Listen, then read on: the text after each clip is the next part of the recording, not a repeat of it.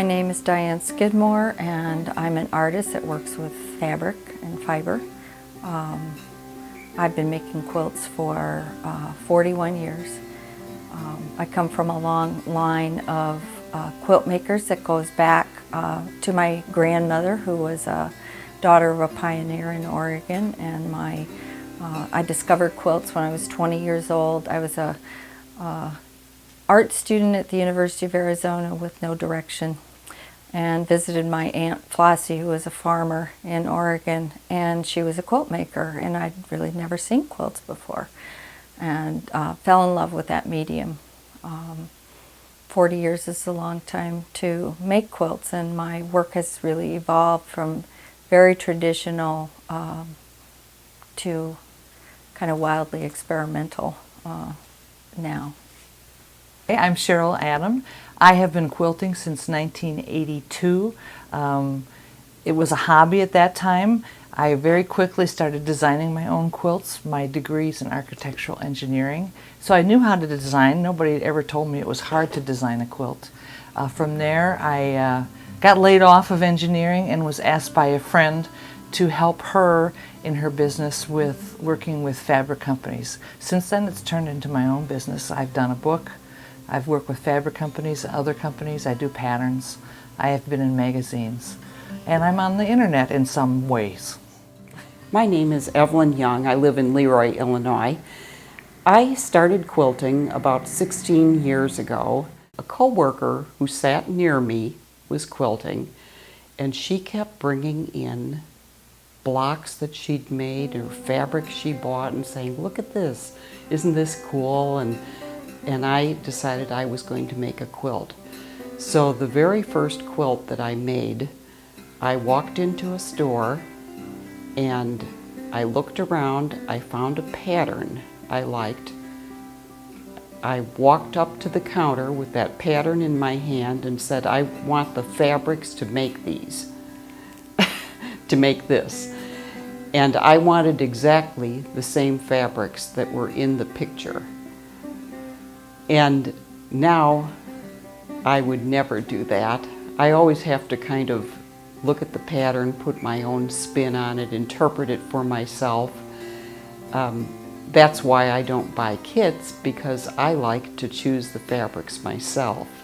When I started making quilts or quilted items when I was 20, which was a long time ago, I used traditional designs and patterns that you would find in books and redrew them, and there were really at that point in time no instruction manuals or even good cotton fabric in the stores, and I just had to teach myself how to sew, and sewing by hand. If you could look at my early work, you would laugh. I think most quilters that have worked over the years would really tell good stories on their beginning work, because it was really a little rough. But over the years, I made bed quilts, and mostly designs that I took from traditional designs and then changed them somehow to make them interesting, and using kind of non-traditional colors. Back in the 80s, I started using colored quilting thread. A lot of people weren't doing that. And I've shown some things in different shows nationally. About 60% of my time is spent on actual money-making work, and that can be from companies that make equipment which they want me to use to design a quilt, such as dies, which is what I used in the Steampunk Garden, or fabric companies that want me to introduce a new line of fabric, anywhere from actually making, designing and making a quilt to doing a virtual quilt on the computer, both with directions, just depending on how far along in the printing process they are with the fabric.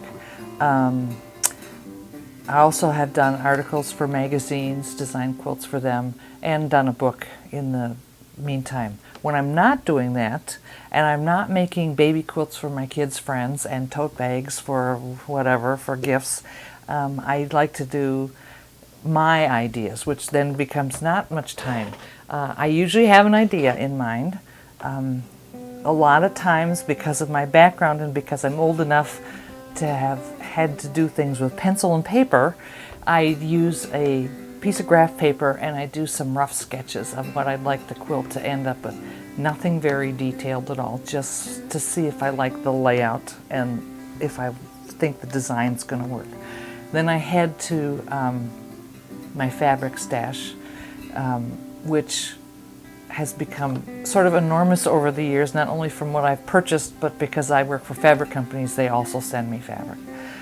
And I do a little shopping in there and see what kind of fabrics I can pull out and see if I need to fill in any gaps that I think are going to happen. I usually then start making the pieces that I want to do, whether it be applique or pieced. I then make some sample blocks, whether they be applique or pieced, to see if I like the colors, to see if I like the design, to see how it's going to, if it's going to work out the way I thought it was going to work out. Once that happens, I can then determine if there's any gaps in my fabrics, which then will involve a shopping trip to fill out the holes. And then I start making lots and lots of pieces, and I have a tendency to be one of these quilters that makes many more pieces and blocks than you will actually need in your quilt. And that gives me the ability to really lay out the quilt and change and move things around until I get it exactly the way I want it. Many quilters probably go shopping when they're ready to start a new project. That's not how I work. I am a fabric collector, so I visit quilt shops, and when I see fabric that I like, I buy it and I put it in my stash. And then when I'm ready to start a project, I don't go shopping. I just come to my stash. And I would never be able to find the combinations of fabric that I use if I tried to go shopping, because some of the fabrics wouldn't be available any longer. I probably start by, once I have a pattern in mind and I know what blocks I'm going to use, I decide on a color scheme. So I might decide, for instance, the quilt I just finished, I might decide I was going to make a red and brown quilt. And then I would come over here and I would look at my reds and my browns, and from that what I decided for the quilt I am about to finish is that I wanted to use some deep kind of dark reds, and that I wanted the browns to be pretty dark. So I didn't pull too many of the light browns, I pulled the darker ones. And then for the light fabrics in the background of the blocks, you probably can't see it here, but you know, I've got, this whole shelf is devoted to light prints with red background, with red figures in them. This is blue, etc. So then I limited the lights that I used to the ones that would work with the reds and browns. And as I selected them, I didn't use all of them, but I made sure I used some that were big prints, some that were small prints, some that were kind of plaid looking, some that were stripy, some that were toiles. This is a design wall, and it's a relatively new thing for me. I just got it this past winter, and I really love it. Because one of the things I like to do is just make a lot of blocks and then arrange them and kind of play with them. So, oh, what looks good here? Or what if I put them in a different order? So as you can see here, like these aren't sewn together. This one still needs to be trimmed. But if I wanted, I could take this one and move it over here and just change them around and explore options. And it's very helpful once you've arranged it one way to take a picture before you move them all around, because you might decide you like the old way better. The kinds of things that I make now kind of fall into a few different categories. You know, I've been making boxes. I like covering boxes with fabric and either doing kind of funny, fanciful, humorous things or landscapes. You've seen the piece that I had in the Preserving Parklands show, and so that was something new, but in that idea of making these boxes that are smaller and rich with beading and embroidery. The other piece, and I guess when I have people that want to see those, I just want them to be drawn into that piece, enjoy the color, enjoy the embellishments, and it's a joyful experience of color and texture and light. But there's another kind of quilt that I make, and they're kind of therapy quilts. I use poetry about hope and about overcoming challenges in life, and I've made some of those pieces, and they have a depth of feeling for me in them that is so strong that when people see them, I would hope that they feel that emotion. It's not about color so much, and the color plays a part of evoking that emotion, but I would hope that they sense that. When I'm quilting at home, if I don't have something that I have to do, I can spend all day piecing blocks or quilting. I get up to take breaks, but I can keep at it for a long time. Sometimes friends that I have, we'll get together for a full day or maybe a weekend to quilt together. And there's a little bit of work involved in that because we're all machine quilters. And so when we go to someone's house to quilt, we're taking chairs and sewing machines and baskets full of things and supplies and rulers. And it's a lot of work to do, but it's incredibly fun. So you asked me if I have any UFOs or unfinished objects. This room is filled with them. And, right here there's a couple projects that are colors being auditioned for. That's really when I work, a lot of it goes on in my head. I can see the images in my head and I can redesign in my head. And so, if I get to an impasse, it's like you put it into the brain and it just cooks. And then some evening or some morning or some moment at work, I could do this or I could do that, and kind of morph. So I feel, there's a project with a box and a landscape over there on the work table, and there's a quilt top I just finished that's been in the works for 15 years. I tend to, because of my work, my stuff gets picked up and put down a lot. And I will start on one thing and have this grand idea for it, and then have work, so I have to put it away.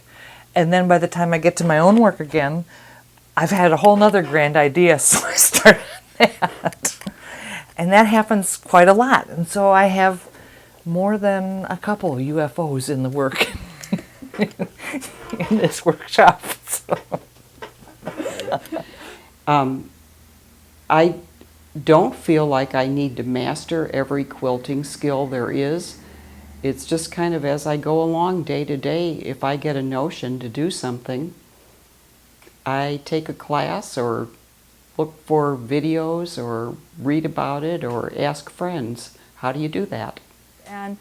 But I think that's the really neat thing about making quilts is that there are so many different skills and steps to them. There's the design phase, there's the cutting out phase, there's the sewing together phase, there's the quilting, planning the design, because that's another whole element you lay over what you are piecing or what you are appliquing. And then I like to bead things now. I bead edges and embellish, and so I think legitimately, if you have all those different processes, you can have multiple things in different stages and not feel bad about it at all. So, yeah. I believe that every quilt deserves to be displayed. Even if it didn't turn out to be your best work, I think that it deserves to be displayed. And it might just be a simple quilt, But someone might go to see that quilt, and maybe they've never made a quilt, and they might look at it and say, well, you know, I think I could do that. Or someone maybe has made a lot of quilts, but they haven't done that particular thing. And they might look at it and say, you know, I'm going to try machine applique. I think a lot of people, especially in the Midwest, tend to think of quilts as that blanket that their grandmother or their aunt or somebody made in the past that was a very traditional pattern, and that's all there is to quilting. I don't think people realize how much of an art it is. Even the very traditional patterns are beautifully done now and are considered a piece of artworks, but they have developed so much more into actual art pieces that sometimes when people see them in a magazine or on TV or something, can not believe that it's actually a quilt.